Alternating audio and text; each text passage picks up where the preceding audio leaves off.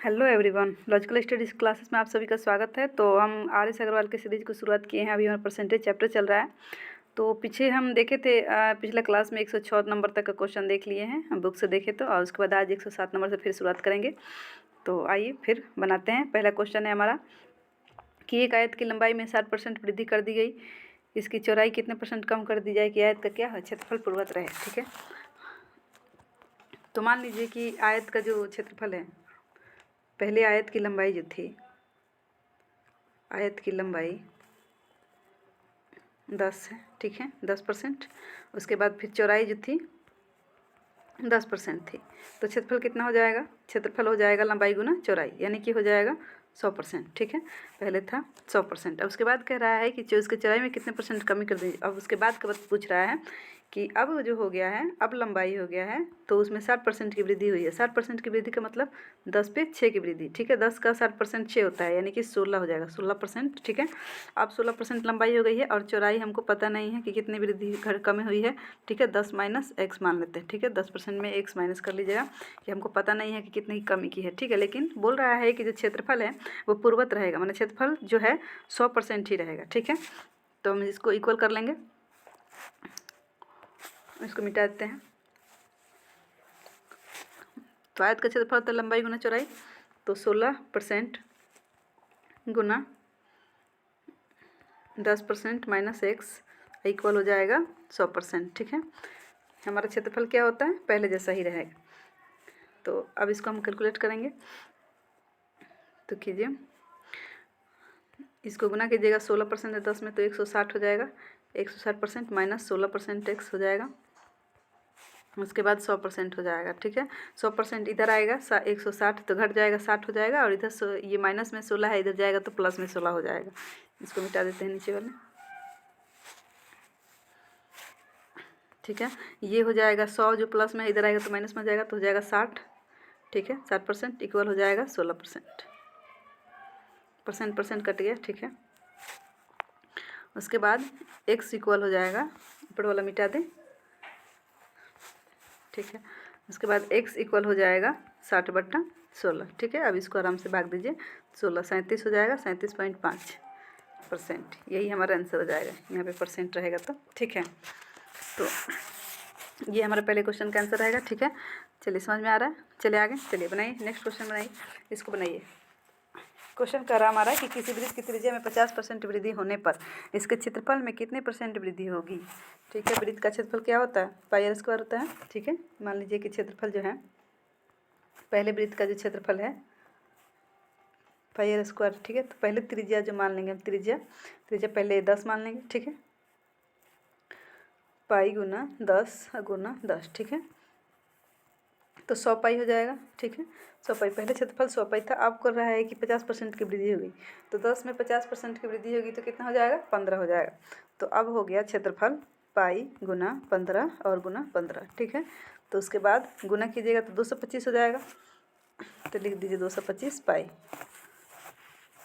225 पाई। ठीक है, कितने % की वृद्धि हो रही है? 100 पे कितने % की वृद्धि हो रही है? 125 की। 100 पे 125 की वृद्धि हो रही है, ये हम परसेंटेज निकाल लेंगे, ये हमारा आंसर हो जाएगा। ठीक है, तो आराम से निकालिए। तो 125 की वृद्धि हो रही है 100 पे, तो क्या हो जाएगा? 125 हो जाएगा।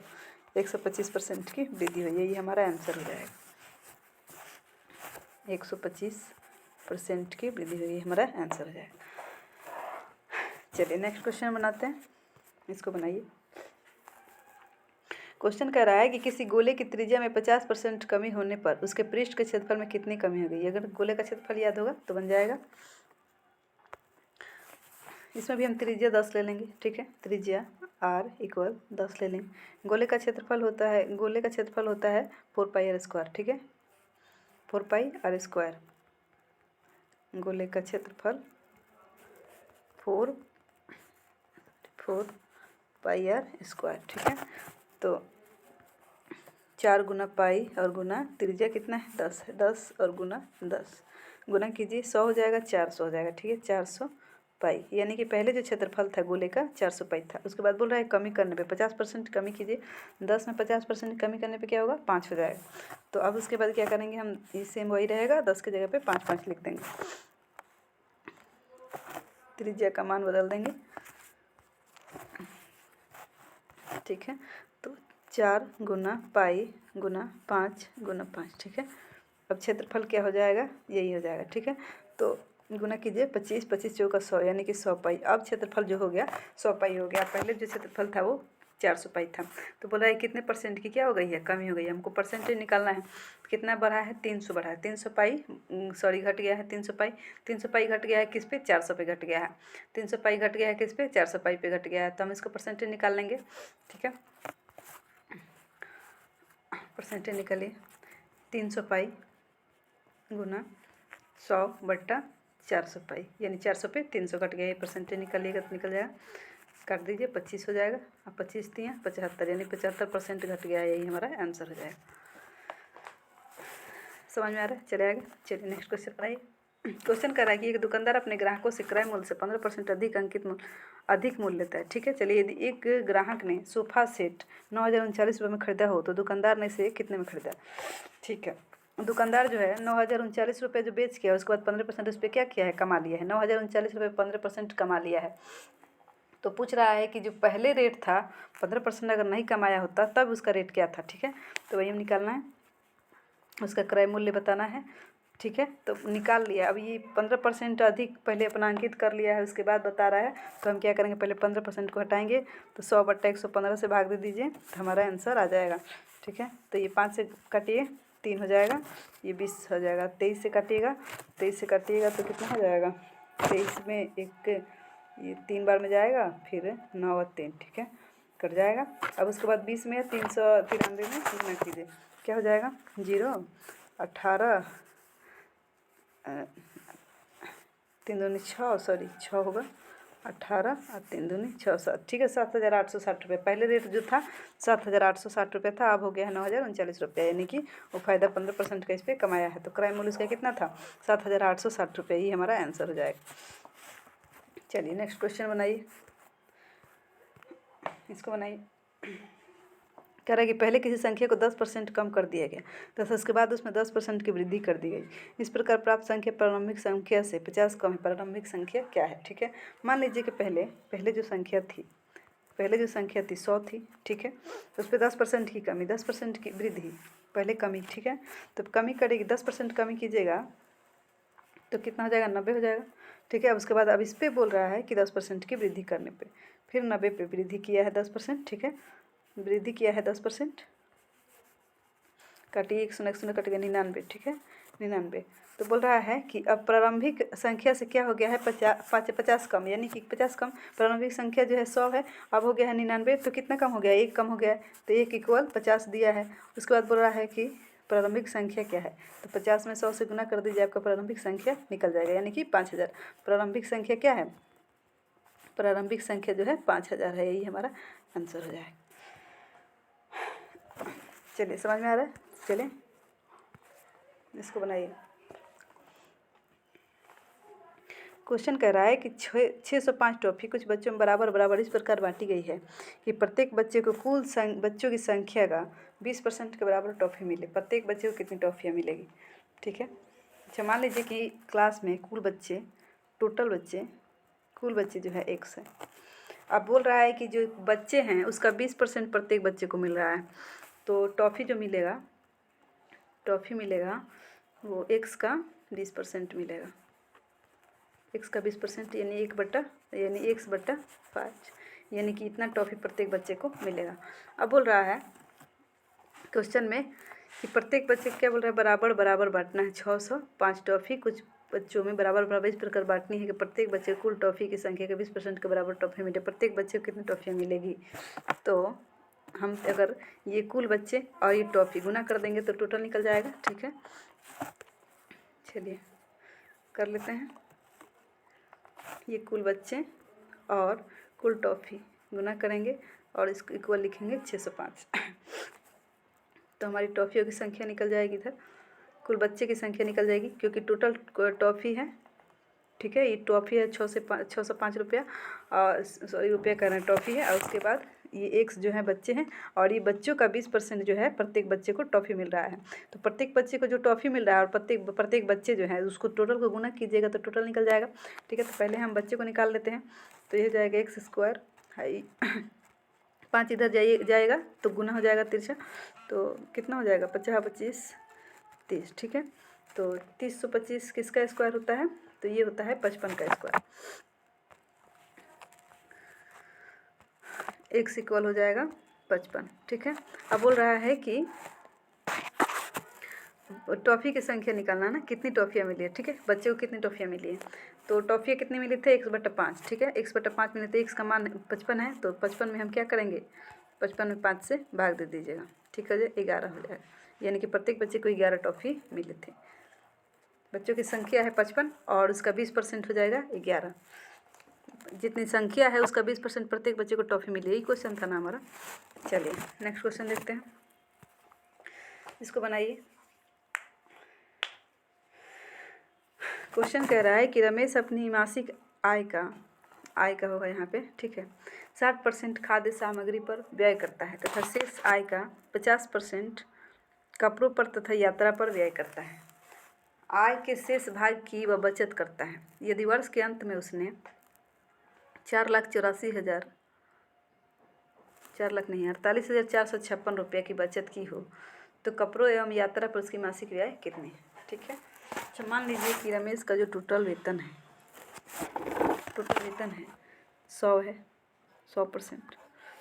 खाद्य सामग्री पे क्या कर रहा है, ये टोटल है 60% खाद्य पे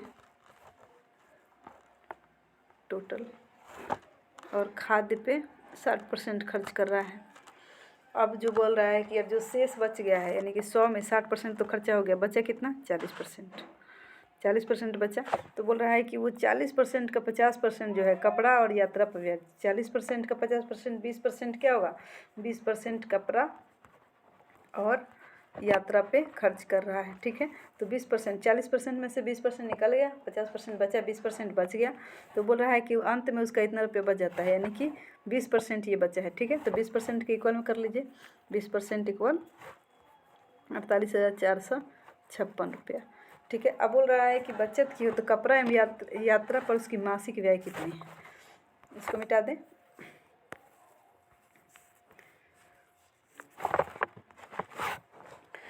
तो मासिक व्यय कपड़ा और यात्रा का मासिक व्यय निकालने के लिए क्या करेंगे हम, 48,456 है। ठीक है, बट्टा 20% का है ना, तो 20% है तो 20 से भाग दे देंगे 20% से।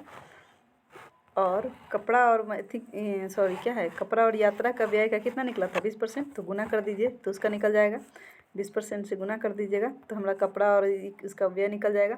उसके बाद बोल रहा है कि ये टोटल है, मासिक का हमको निकालना है। ठीक है, 1 मंथ का निकालना है। ठीक है, तो 1 मंथ का निकालने के लिए 12 से भाग दे देंगे तो हमारा आंसर हो जाएगा, 20 से 20 कट जाएगा, 12 से काटिए, 48 0, और उसके बाद हो जाएगा बढ़ती 36। हाँ ठीक है, प्रत्येक 36, उसके बाद कितना होगा परवटे 96, यानी 4,038 रुपया, ये हमारा आंसर हो जाएगा। चलिए नेक्स्ट क्वेश्चन बनाइए, इसको बनाइए।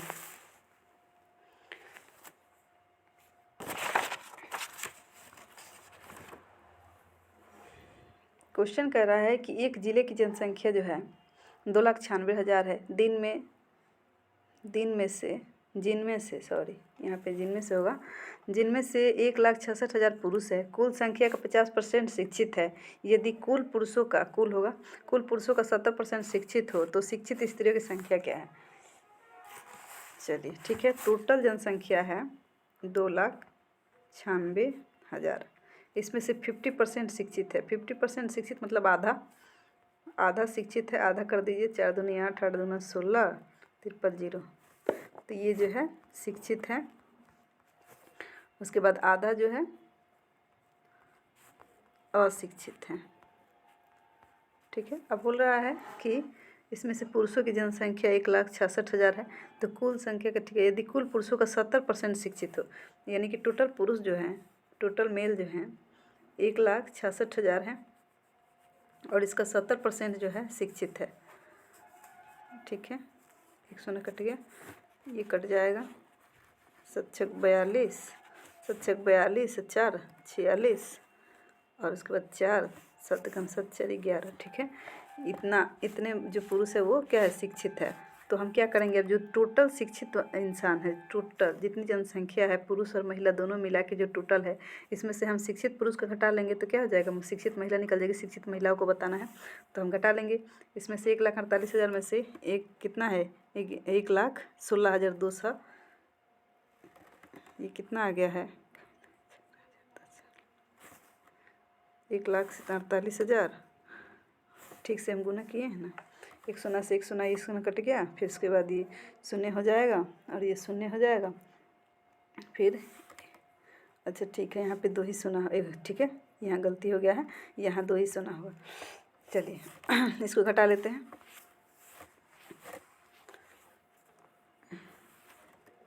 चलिए घटाएंगे तो कितना होगा, 1 1 6 2 और 00 घटाइए, 0 0, यहाँ पे 8 हो जाएगा, 7 1 हो गया और यहाँ पे 3 हो जाएगा, यानी कि कितना हो गया, 31,800 महिलाएं शिक्षित है। यही हमारा आंसर हो जाएगा, 31,800 महिलाएं शिक्षित हैं, ये हमारा आंसर हो जाएगा। चलिए ये हमारा रहा आज का लास्ट क्वेश्चन और फिर हम मिलते हैं नेक्स्ट कल क्लास में, और इसके बाद से फिर हम बनाएंगे जो और क्वेश्चन बच गया है।